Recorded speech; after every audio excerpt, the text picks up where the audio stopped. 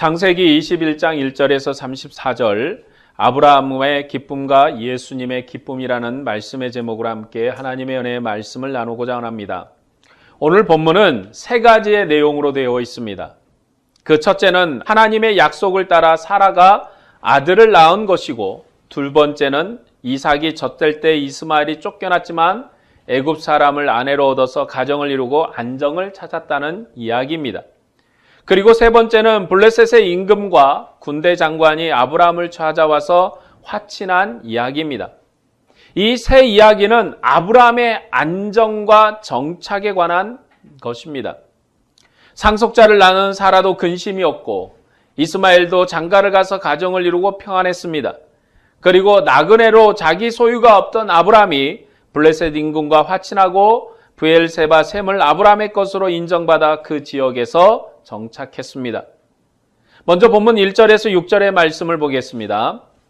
여호와께서 말씀하신 대로 사라를 돌보셨고 여호와께 말씀하신 대로 사라에게 행하셨으므로 사라가 임신하고 하나님이 말씀하신 시기가 되어 노년의 아브라함에게 아들을 낳으니 아브라함이 그에게 태어난 아들 곧 사라가 자기에게 낳은 아들을 이름하여 이삭이라 하였고 그 아들 이삭이 난 지 8일 만에 그가 하나님이 명령하신 대로 할례를 행하였더라. 아브라함이 그의 아들 이삭이 그에게 태어날 때 100세라. 사라가 이르되 하나님이 나를 웃게 하시니 듣는 자가 다 나와 함께 웃으리로다. 여호와께서 말씀하신 대로 사라가 아들을 낳았습니다. 아브라함도 늙고 사라도 늙었지만 아무도 생각하지 못한 일이 이루어졌습니다. 늙은 사라가 아들을 낳은 것입니다. 그래서 사라도 기뻐 웃고 아브라함도 웃고 듣는 모든 사람이 웃었습니다. 하갈과 이스마엘만 빼고 모두 다 웃었습니다. 이삭의 출생은 불가능한 일이 이루어진 것입니다. 아브라함은 생명의 상속자로 태어난 이삭으로 웃음과 기쁨을 충만하게 가졌습니다. 이 아브라함은 셈 족보의 10대 손으로 노아 족보의 완성자입니다. 그런 그가 하나님의 언약을 상속할 아들을 얻었으니 모두에게 기쁜 소식이었습니다. 창세기는 10개의 족보로 이루어진 성경입니다. 그래서 창세기는 족보의 책이라고 할 수 있습니다. 먼저 아담의 족보가 10대 손인 노아 때 완성되었고 후에 셈의 족보도 10대 때 완성되었습니다. 10은 완전한 수이고 창세기 족보는 10대 때 완성되는 그러한 족보입니다. 아담은 하나님과 동행하는 자로서 하나님의 형상인데 아담의 족보의 완성자는 노아였습니다. 아담의 후손들이 죄악으로 멸망하고 하나님께서 새롭게 하신 세계를 노아가 상속받아 누리도록 하셨습니다. 그리고 노아와 그 아들들은 하나님의 형상으로 온 땅에 가득했습니다. 그래서 노아가 새 아들을 낳았다는 것이 아담 족보의 완성입니다. 이 새 아들은 하나님의 형상으로 땅의 상속자이기 때문에 중요한 위치에 서 있습니다. 그리고 이 새 아들이 노아 홍수 전에 결혼을 했지만 후손이 있었다는 이야기는 없었습니다. 그러나 노아 홍수 후에 자손을 낳은 것으로 기록되어 있습니다. 노아 후손들이 홍수 후에 번성하고 땅에 충만했습니다. 그러므로 노아가 새 아들을 낳았다는 것이 아담 족보를 끝맺는 이야기입니다. 노아의 후손은 셈인데 셈의 족보도 노아의 족보와 같은 형식을 취합니다. 노아는 홍수 시판을 통해서 새로운 세계를 상속받았고 그 후손들이 땅에 가득했습니다. 그러나 노아의 후손들은 바벨탑을 쌓아 자신들의 흩어짐을 면하고 자기의 이름을 내려고 했습니다. 하나님이 사람의 죄를 다시는 홍수로 심판하지 않겠다고 하셨기 때문에 그들을 심판하지 않고 그들을 온 땅에 흩으셨습니다. 그러나 노아가 셈을 축복했기 때문에 하나님께서 계속 셈의 하나님으로 함께 하셨습니다. 하나님과 함께 했던 셈의 후손 데라 때에 새 아들을 낳았습니다. 계속 한 아들을 낳는 것처럼 얘기하다가 데라 때 이르러 새 아들을 낳았는데 그 새 아들을 통해서 하나님의 언약이 완성됩니다. 그리고 이 데라는 가나안 땅으로 가려고 출발했고 그 출발을 완성한 사람이 데라의 새 아들들입니다. 이 데라에는 셈의 9대손이고 아브람과 나홀과 하란이 세 아들인데 이들이 10대 손입니다. 여기에서 약간의 변형이 주어지는데 이 변형이 이 부분의 강조점이기도 합니다. 셈의 족보를 완성한 것은 데라의 장자인 아브라함입니다. 아브라함을 통해서 데라의 세 아들이 하나가 되고 흩어졌던 모든 민족이 하나가 될 것입니다. 바벨탑 사건으로 흩어졌던 모든 민족을 아브라함을 통해서 하나가 되게 하는 것이 천하 만민에게 미치는 복입니다. 모든 민족이 하나 되는 역사는 아브라함의 후손으로 오신 예수 그리스도 안에서 완성되고 성취되었습니다. 이 바벨탑 사건으로 사람들이 흩어졌고 사람들은 흩어져서 생활을 했습니다. 그러나 하나님께서는 그들을 한 나라와 한 민족으로 세우셨기 때문에 하나로 모으시려고 하십니다. 그들의 죄악을 용서하고 그들의 죄악을 극복하고 새로운 민족으로 하나가 되게 하시는 것이 하나님의 나라의 역사 완성입니다. 온 인류가 흩어진 뒤에 하나님께서는 가나안 땅을 새로운 성소로 세우시고 아브라함을 그곳으로 부르셨습니다. 그는 가나안 땅에서 하나님의 이름을 부른 첫사람입니다. 하나님께서 아브라함을 복의 근원으로 복을 주셨지만 그에게는 상속자가 없었습니다. 하나님께서 아브라함의 방패가 되고 상급이 되셔서 가나안의 큰 전쟁에서 승리하게 하시고 멜기세덱을 통해서 복 주셨지만 그에게는 상속자가 없었기 때문에 그것이 아브라함의 두려움이었습니다. 구약 때는요, 하나님께서 생육하고 번성하도록 복을 주셨기 때문에 상속자가 없다는 것은 하나님과 함께하는 것이 아니었습니다. 그래서 상속자가 있다는 것은 하나님과 함께 동행한다는 의미를 가지고 있었습니다. 후손이 없다면 그의 생명의 약속이 끊어지고 저주 아래서 사는 것입니다. 그런데 아브라함은 나이가 100세가 되고 그의 아내가 90세가 되었는데도 상속자의 소망이 없었습니다. 그런 그에게 하나님께서 아들 이삭을 주셨습니다. 그리고 아브라함은 이 이삭을 낳고 8일 만에 할례를 행했습니다. 난지 8일 만에 할례를 받은 자는 이삭이 성경에서 처음입니다. 8일은 새로운 시대를 여는 첫날입니다. 7일은 하나님께서 천지를 창조하신 완성수이고 8일은 새로운 날입니다. 구약에서도 8일의 규례가 몇 군데 있는데 초막절은 한 해의 마지막 절기로 7일 동안 절기를 지키고 제8일은 특별한 날로 한 번 더 절기를 지키도록 했습니다. 일주일 동안 7일의 절기를 지킨다는 것도 큰 절기입니다. 보통 절기가 하루만 지키는데 초막절은 일주일 동안 지켰습니다. 그런데도 일주일로 끝나지 않고 새로운 날의 시작인 8일에도 하루를 더 지키게 해서 이스라엘이 이 초막절로 새 생명으로 새롭게 출발하셨음을 하나님이 이스라엘 백성에게 의미를 부여해 주셨습니다. 또한 하나님 앞에 예물을 드릴 때도 새끼는 7일 동안 어미와 함께 있다가 8일에는 하나님 앞에 드릴 수 있었습니다. 이삭은 8일 만에 할례를 받았기 때문에 아브라함의 노년에 출생한 아들일 뿐만 아니라 죽음의 몸에서 새롭게 출생한 상속자였습니다. 아브라함은 75세에 하란을 떠나 10년 뒤에 이스마엘을 낳았습니다. 그가 10년 동안 오래 기다렸지만 상속자가 없어서 하갈을 통해서 아들을 낳았습니다. 그때로부터 그 집안에 우환이 많았습니다.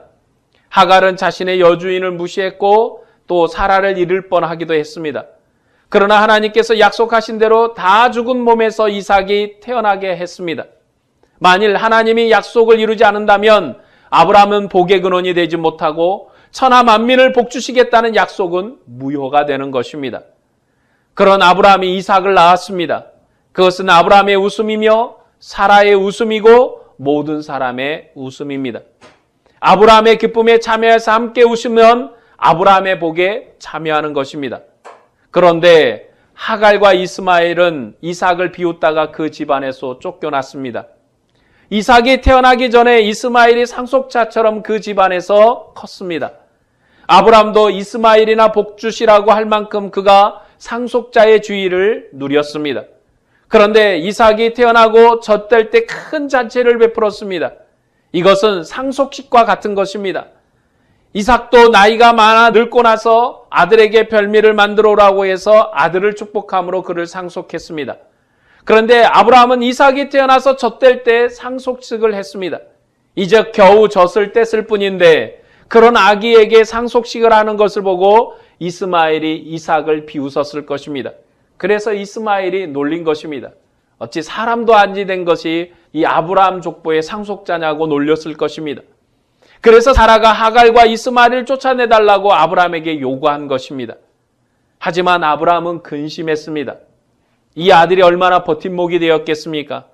이삭이 태어나기 전에 오랫동안 이 아들을 마음에 두었기 때문에 근심했지만 하나님께 사라의 말대로 하라고 해서 그를 쫓아냈습니다. 아버지로서 내어 보낸다는 것은 참으로 염려스럽고 근심되는 것이었을 것입니다. 참으로 어려운 선택이었습니다. 그러나 하나님의 명령을 따라 그는 순종했습니다. 본문 14절에서 21절 말씀을 보겠습니다. 아브라함이 아침에 일찍 일어나 떡과 물 한 거죽 부대를 가져다가 하갈의 어깨에 메어주고 그 아이를 데리고 가게 하니 하갈이 나가서 부엘세바 광야에서 방황하더니 가죽 부대에 물이 떨어진지라 그 자식을 광목 덤불 아래 두고 이르되 아이가 죽을 것을 차마 보지 못하겠다 하고 화살 한바탕 거리 떨어져 마주 앉아 바라보며 소리내어 우니 하나님이 그 어린 아이의 소리를 들으셨으므로 하나님의 사자가 하늘로부터 하갈을 불러 이르시되 하갈아 무슨 일이냐 두려워하지 말라 하나님이 저기 있는 아이의 소리를 들으셨나니 일어나 아이를 일으켜 내 손으로 붙들라 그가 큰 민족을 이루게 하리라 하시니라. 하나님이 하갈의 눈을 밝히셨으므로 샘물을 보고 가서 가죽 부대에 물을 채워다가 그 아이에게 마시게 하였더라. 하나님이 그 아이와 함께 계심에 그가 장성하여 광야에 거주하며 활 쏘는 자가 되었더니 그가 바람 광야에 거주할 때 그 어머니가 그를 위하여 애굽의 땅에서 아내를 얻어 주었더라. 아브라함은 떡과 물 한 가죽 부대에 하갈에게 주어서 내보냈습니다. 정말 아무것도 없이 보낸 것입니다. 그러나 하나님께서 이 아들의 음성을 들었습니다. 그가 태어날 때 그의 이름을 이스마엘이라고 하신 하나님께서 그를 돌보셨습니다. 그리고 그들을 구원하였습니다. 그래서 이스마엘과 하갈은 바람 광야에 정착했고 애굽 사람을 아내로 얻어 안정된 삶을 얻었습니다. 이 이스마엘은 광야에서 활 쏘는 자입니다. 자유분방한 기질을 가진 자이고 사냥꾼입니다. 굉장히 터프한 사람이죠. 그래서 그는 형제의 동방에 거하면서 끊임없이 자유를 쟁취해서 이스라엘과 충돌한 민족이 되었습니다. 그는 종의 아들이었기 때문에 끊임없이 자유를 갈망했습니다. 하갈과 이스마엘이 아브라함의 집에서 쫓겨나므로 아브라함의 집도 안정되고 이스마엘도 안정되었습니다. 하나님께서 아브라함의 집에 기적적으로 상속자를 주셨고 그의 가정에 웃음이 가득했습니다. 그뿐만 아니라 그를 조롱했던 이 이삭을 조롱했던 종들이 쫓겨났기 때문에 사라의 마음에 평화가 찾아왔습니다. 그리고 쫓겨난 종이 자리를 잡았다 하니 아브라함도 근심을 덜었습니다. 이스마엘의 사건 이후에 아비멜렉이 군대 장관 비골과 함께 아브라함을 찾아왔습니다. 본문 22절에서 23절 말씀입니다. 그때 아비멜렉과 그 군대 장관 비골이 아브라함에게 말하여 이르되 내가 무슨 일을 하든지 하나님이 너와 함께 계시도다. 그런즉 너는 나와 내 아들들과 내 손자에게 거짓되이 행하지 아니하기를 이제 여기서 하나님을 가리켜 내게 맹세하라. 내가 내게 후대한 대로 너도 나와 내게 머무는 이 땅에 행할 것이니라. 아비멜렉이라는 것은요, 블레셋 왕의 호칭입니다. 아비멜렉은 아브라함과 하친하기 위해서 그를 찾아왔습니다. 그 전에 아브라함의 아내에게 장가들려고 했다가 혼난 적이 있었던 왕입니다. 그런 그가 보니 그 집안이 금방 망해버릴 것 같았는데 느닷없이 아들을 낳았습니다. 상속자가 없어서 이제 곧 아브라함의 가족은 이제 문 닫을 거라 생각을 했더니 아니 그 늙은 노인이 그 늙은 할머니가 아들을 낳았던 것입니다. 그러니 이처럼 잘 되는 집이 어디 있겠습니까?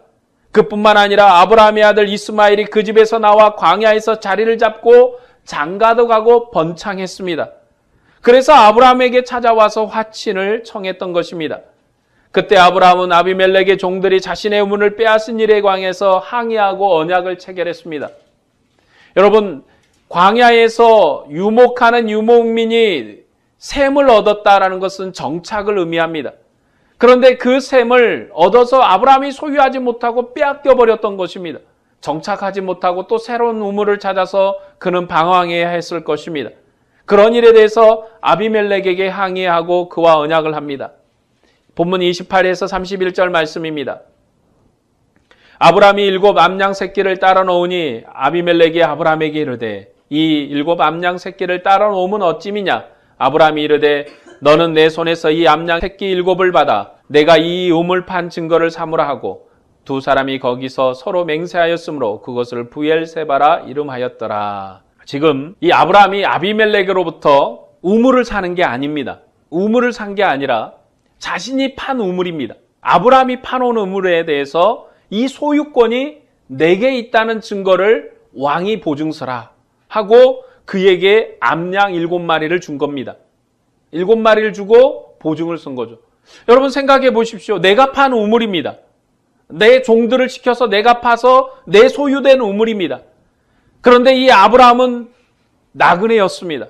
그 땅에서 그 우물을 소유한다는 것은 그 민족으로 그 땅에 정착한 것이고 그 나라 백성으로 인정된다는 것이고 그 왕이 지켜 보호한다는 의미였습니다. 그렇기 때문에 그 전에 아브라함이 우물을 판 것을 이 아비멜렉의 종들이 빼앗았던 것입니다.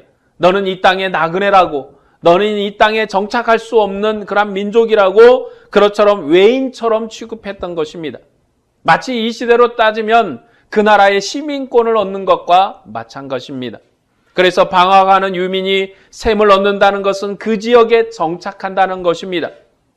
그래서 부엘사바가 아브라함의 후기 정착지였습니다. 아브라함이 가나안 땅에 들어와서 위로부터 아래까지 두루 다니며 하나님의 이름을 부르고 경배했지만 정착지는 없었습니다. 그런 그가 이제 부엘세바에 정착했습니다. 이삭의 출생으로 모든 일이 해결된 것입니다. 이제 아브라함은 그 부엘세바에서 안정을 찾았습니다. 종이 주인을 멸시한 일이 사라졌고 이스마엘 정말 근심했던 아들도 자기의 위치를 찾아서 번성했습니다. 그래서 이방인까지도 아브라함의 평안과 번성을 보고 찾아와서 화친했습니다. 그리고 아브라함은 하나님 앞에 셈을 얻어 그곳에서 정착했습니다. 이것이 창세기의 문맥입니다. 오늘 창세기가 우리에게 말씀하려고 하는 것은 아브라함이 그 땅에서 평안했고 그리고 정착지를 얻었다는 것입니다. 이제 아브라함은 방황하는 나그네가 아닙니다. 이곳과 저곳으로 떠도는 그러한 유리방황하는 유목민이 아닙니다. 유목민은 유목민이되 자기 땅이 있는 유목민이고 자기의 셈이 있는 유목민입니다. 그곳에서 정착했습니다. 그런데 우리는 여기에서 신약 성경 갈라디아 성경을 좀 생각해 볼 필요가 있습니다. 이 갈라디아 성경은 아브라함의 정착에는 관심이 없고 누가 아브라함의 상속자인지를 중심으로 설명합니다. 그것은 갈라디아 문맥에서 창세기를 해석하는 것입니다. 여러분, 어떠한 문맥의 중심을 가지고 해석하는가에 따라서 그 의미가 조금 달라집니다. 그 갈라디아서의 문맥의 해석은 창세기의 해석이 아니라 바로 갈라디아 문맥의 해석입니다. 창세기는 아브라함의 안정과 정착을 설명해서 이스라엘이 무엇 때문에 가나안 땅에 정착해야 되는지를 그 이유를 설명합니다.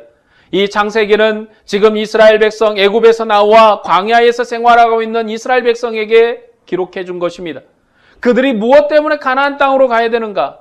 그 가나안 땅은 아브라함이 유업을 얻은 땅이요, 아브라함이 그곳에서 셈을 파고 그 땅의 브레셋 왕 아비멜렉에게 정착지로 인정받은 땅이고 우리의 조상의 정착지이기 때문에 이스라엘 민족이 그곳에 가야 된다는 것입니다. 그곳에서 이스라엘이 안정을 얻을 것입니다. 아브라함이 그 땅에서 평안을 얻고 안정을 얻은 것처럼 이스라엘이 안정을 얻을 것입니다. 그렇기 때문에 돌아가야 되는 것입니다. 그러나 이 갈라디아서는 지금 이스라엘 백성에게 말씀하는 성경이 아닙니다. 이방인 되었던 자들, 그리스도를 믿을 이방인들에게 율법과 복음 안에서 말씀하는 성경이 갈라디아서입니다. 그래서 갈라디아서는 하갈과 사라의 관계를 통해서 언약을 설명합니다. 두 언약인데 사라는 하늘에 있는 예루살렘이고 하갈은 땅에 있는 예루살렘으로 하갈은 종으로 이스마엘을 낳았고 사라는 상속자인 이삭을 낳았다고 말씀합니다. 사라는 자유한 여자이고 그 상속자는 이삭이기 때문에 종과 그의 아들들은 함께 기업으로 얻을 수 없습니다. 이삭이 태어나기 전 이스마엘이 그 아들 노릇을 하는 것처럼 하나님께서 그의 아들 예수 그리스도를 보내셨기 때문에 이스라엘이 하나님의 아들 노릇했습니다. 그러나 이제 하늘에 있는 상속자가 왔기 때문에 땅에 있는 상속자인 종은 쫓겨나는 것이라고 갈라디아서는 말씀합니다. 이것은 율법을 법 있게 사용하면 상관이 없겠지만 그것을 가지고 하나님의 은혜를 대신하려고 하거나 조롱하면 그 교회에서 내쫓으라는 말입니다. 하갈과 이스마엘이 주인에게 복종했으면 함께 있어도 상관이 없지만 여주인의 아들을 조롱했기 때문에 함께 유업을 잇지 못하고 쫓겨날 것이라고 갈라디아서는 복음과 율법의 관계를 그렇게 설명합니다. 이런 해석은 갈라디아 문맥의 해석입니다. 하지만 오늘 우리는 창세기의 문맥을 보고 있습니다. 그래서 창세기 문맥을 먼저 이해하고 그리스도 예수 안에서 창세기를 우리에게 적용할 것입니다. 갈라디아는 언약과 율법 그리고 하나님의 복음과 율법의 관계를 설명한다면 창세기는 그런 문맥이 아닙니다. 이스라엘의 안정 그리고 아브라함의 안정에 대해서 설명합니다. 하나님께서 아브라함의 노년에 아들을 주신 것은 하나님께서 홀로 행하신 언약의 성취입니다.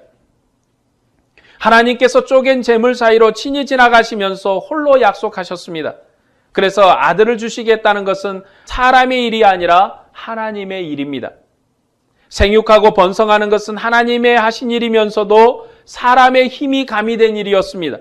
그러나 다 늙어서 생명의 소망이 없는 아브라함에게 아들을 준 것은 인간의 힘으로 한 것이 아니라 하나님이 홀로 하신 것입니다.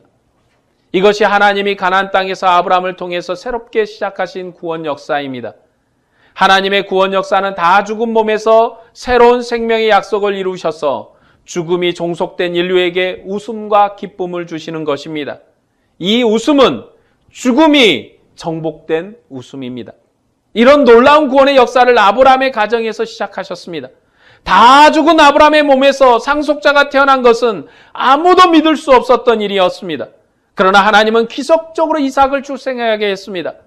하지만 이 기적으로 생명의 호흡을 얻은 이스라엘, 정말 하나님의 은혜로 얻은 이스라엘은 그를 높이며 찬양해야 될 것입니다. 정말 생명 없는 호흡이 끊어진 이스라엘에게 새로운 생명의 호흡을 잇게 하셨습니다. 이처럼 기적적으로 생명의 호흡을 잇게 한 이스라엘이지만 그들은 하나님을 떠나 범죄하다가 바벨론에 멸망했습니다. 그리고 또다시 그들을 통해서 세상을 구원할 자가 나겠다는 말을 이스라엘도 믿을 수 없었던 것입니다.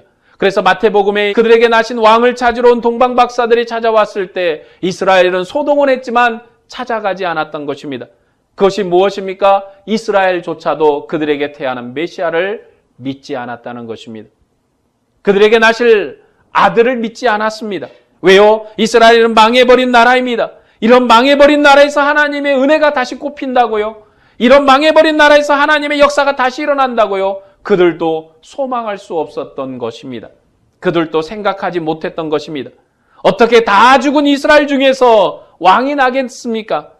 그러나 언약의 신실한 하나님께서 끝날에 여인의 후손으로 아들을 출생시키셨습니다. 멸망해버린 왕가의 이름 모를 한 처녀를 통해서 하나님께서 아들을 출생시킨 것입니다. 이런 출생은 그전 역사에 없었던 것입니다. 그래서 유대인들은 갈릴리 촌사람이며 이름 없는 여자를 통해서 오신 구원자를 조롱했습니다. 유대인만 조롱한 것이 아니라 이방인도 조롱하였습니다. 아니, 세상은 지금도 예수 그리스도를 조롱합니다. 그는 사생자라고, 어찌 그런 촌동네 사람이 구원자냐고 그를 조롱합니다. 세상 사람들이 보았을 때 그는 구원자가 가지고 있어야 될 덕목을 하나도 갖고 있지 않았습니다. 그리고 세상의 힘을 의지하는 이스라엘 백성에게도 십자가에 못 박혀 죽은 사람은 그들의 왕이 아니었습니다. 어찌 십자가에 못 박혀 죽은 그런 사람이 왕입니까? 군대를 거느리고 무장을 하고 이방인과 싸워서 전공을 세우고 뭔가 위험찬 위험을 세워야 될 것인데 그러지 않았습니다. 그래서 그를 조롱하고 죽였습니다. 그런데 오늘 예수님의 십자가는 교회에서도 거치는 것이 되기도 합니다. 고린도 교회는 문벌과 합법과 부를 자랑하면서 신실한 신자들을 무시했습니다. 왜냐하면 세상이 그것을 알아주기 때문입니다. 세상은 지금도 똑같습니다. 여러분, 교회 안에서 학벌을 자랑할 게 무엇이 있습니까? 교회 안에서 문벌을 자랑할 게 무엇이 있습니까? 교회 안에서 부를 자랑할 게 무엇이 있습니까? 다 주로부터 온 것입니다. 여러분의 지식도, 여러분의 가진 인맥도, 여러분의 가진 부도 다 주로부터 온 것입니다. 뭐 때문에 주었습니까? 청지기의 사명으로 주신 것입니다. 여러분의 지식도 주의 교회를 위해서 쓰라고 주신 것입니다. 여러분의 부도 주의 교회를 위해서 하나님께서 쓰시라고 주신 것입니다. 선교와 복음 전함과 그리고 또한 우리의 사랑으로 형제 사랑을 위해서 쓰라고 주신 것입니다. 주님의 교회를 통해서 땅에서 복음 전하는 사명을 감당하라고 주신 것입니다. 그런데 그것으로 교회의 자랑거리를 삼습니다. 우리 교회에 유명한 사람이 있다고, 우리 교회는 의사가 많다고, 우리 교회는 법관이 많다고, 그것이 어찌 교회의 자랑입니까? 교회의 자랑은 오직 예수 그리스도밖에 없습니다. 예수만이 우리의 자랑거리입니다. 예수가 우리의 생명이라는 것이 우리의 자랑거리십니다. 예수가 우리의 구원자라는 것이 우리의 자랑거리입니다. 왜냐하면 그만이 우리의 생명의 구원자이고 우리에게 생명을 주시는 분이시기 때문에 그렇습니다. 그만이 우리의 자랑거리입니다. 어찌 세상의 부와 명예가 우리의 자랑이라고 할 수 있습니까? 그런데 고린도 교회는 문벌과 학벌과 부를 자랑했습니다. 왜냐하면요, 세상이 그걸 인정해 주기 때문에 그렇습니다. 오늘 또 교회가 자랑하지 않습니까? 우리 교회는 의사가 있다고, 우리 교회는 연예인이 있다고. 왜? 세상 사람들이 그걸 잘 알아주기 때문에 그렇습니다. 여러분, 세상으로부터 여러분이 인정받으려고 합니까? 주로부터 인정받으려고 합니까? 여러분이 다 주님으로부터 인정받는 사람들이 되기를 바랍니다. 세상은 지금도 힘과 능력을 의지합니다. 어린 이삭 같은 사람이 상속자 자격도 없다고 이 이스마엘이 놀린 것처럼 우리의 연약함을 놀립니다. 십자가에 죽어버린 사람이 어떻게 세상에 생명을 주는 구원자가 되냐고 조롱합니다. 그런데 유대인이나 이방인이 함께 십자가를 멸시했습니다. 우리가 믿음의 성도이고 교회이면서 세상의 학문과 물벌과 부를 의지하고 있다면 우리도 함께 그리스도의 십자가를 무시하고 있는 것입니다. 하나님께서는 십자가에 죽은 예수를 다시 살리셨습니다. 오늘 교회는 예수님의 죽음과 부활을 기뻐하고 웃음으로 하나님께 예배하는 것입니다. 여러분, 우리의 기쁨이 무엇입니까? 여러분의 건강입니까? 여러분의 부입니까? 여러분의 형통입니까? 그것은 다 땅에서 소멸하고 없어질 것입니다. 하나님의 나라 갈 때 하나도 가져갈 게 아닌 것입니다. 그러나 여러분의 하나님의 경배와 하나님을 향한 믿음과 하나님을 향한 신앙의 고백은 영원할 것입니다. 죽음도 사망도 이길 것입니다. 주님이 우리를 위해서 부활하셨기 때문에 우리는 이 사망의 권세를 이기신 그리스도 안에서 주님을 찬양하고 경배하고 그의 이름으로 기뻐하게 될 것입니다. 우리에겐 주님만이 우리의 소망입니다. 우리에겐 주님의 놀라운 은혜가 우리의 기쁨입니다. 여러분, 아브라함은 그 땅에서 정착하고 하나님의 은혜로 기쁨을 얻었습니다. 예수의 부활이 우리의 소망입니다. 예수의 죽음을 이기신 그 승리가 우리의 능력입니다. 오늘 우리의 예배는 기쁨의 예배요, 능력의 예배인 것입니다. 오늘 또 우리가 주님 안에서 믿음 안에 행할 때 여러분의 안에서 주의 능력이 정말로 기쁨으로 넘쳐나기를 바랍니다. 여러분의 힘이 무엇입니까? 아브라함의 능력이 무엇이었습니까? 그는 하나님과 동행함이 그의 능력이었습니다. 그가 상속자를 얻었다는 것은 이제 하나님이 영원히 나의 민족과 함께 하겠다는 은혜입니다. 나와 함께 하셨던 하나님이 내 아들과 함께 할 것입니다. 나의 아들과 함께 하셨던 그 하나님이 나의 후손들과 함께 할 것입니다. 아브라함에게 하셨던 언약이 내게만 끝나는 것이 아니라 내 아들에게 그리고 다음 후대에게 영원히 이어질 언약을 얻은 것입니다. 그러나 우리에게 약속하신 그리스도는 죄와 사망을 이기시고 부활하신 주님이십니다. 그 살아계신 주님이 나의 약속이요, 나의 소망이요, 나의 능력입니다. 그는 죽지 않고 지금도 살아계신 나의 왕이십니다. 그 주님이 여러분과 영원히 함께 할 것입니다. 그것이 여러분의 안정이고 평안이고 즐거움이고 기쁨입니다. 여러분 안에서 이 기쁨이 충만하길 바랍니다. 그리고 이 기쁨을 세상에 전하는 일에 우리가 힘쓰길 원합니다. 세상으로 주를 믿게 하는 일에 노력하기를 바랍니다. 이것이 우리의 사명입니다. 교회의 사명이 뭡니까? 세상에 예수를 전하는 것입니다. 예수의 복음을 전하는 것입니다. 그래서 우리가 구원을 얻고 기쁨을 얻고 주님의 은혜를 얻은 것처럼 세상도 우리와 같은 기쁨과 은혜와 능력으로 살게 하는 것입니다. 오늘 또 주님을 따라 주님의 능력 안에서 주의 권세로 살아가는 그런 믿음의 사람들이 되기를 주의 이름으로 축복합니다. 기도하겠습니다.